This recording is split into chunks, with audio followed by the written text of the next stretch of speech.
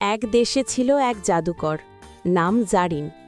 সে শক্তিশালী কিন্তু একা। তার ছিল না হাসি না বন্ধুত্ব।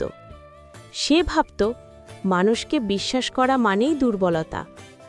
একদিন জারিন গভীর বনে এক ছোট্ট পরীকে উদ্ধার করল, যে একটা কাটা ঝোপে আটকে কাঁদছিল। পরীর নাম লীরা। তার ডানার রং ছিল ভোরের আকাশের মতো। জারিন বলল, তুমি এখানে কি করছো? লীরা বলল, আমি সুখের ফুল খুঁজছিলাম। যে ফুল ফুটবে সেই রাজ্যে দুঃখ থাকবে না। জারিন হেসে বলল, এমন ফুল পৃথিবীতে নেই।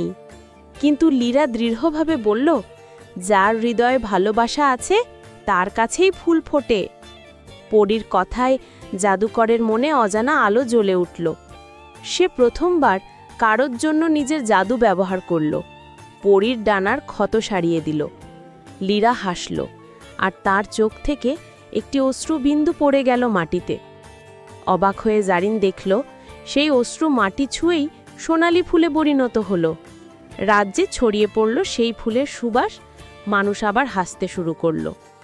তখন লীরা বলল, দেখলে, সুখের ফুল আসলে ভালো হৃদয়েই ফোটে। জাদুকর জারিন বলল, তুমি আমায় শিখিয়েছ শক্তি নয়, দয়াই সবচেয়ে বড় জাদু।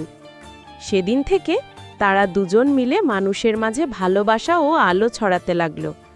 আর রাতের আকাশে যখনই ঝিকমিক তারা জ্বলে, মানুষ বলে, ওটা নিশ্চয়ই লীরা পরীর হাসি।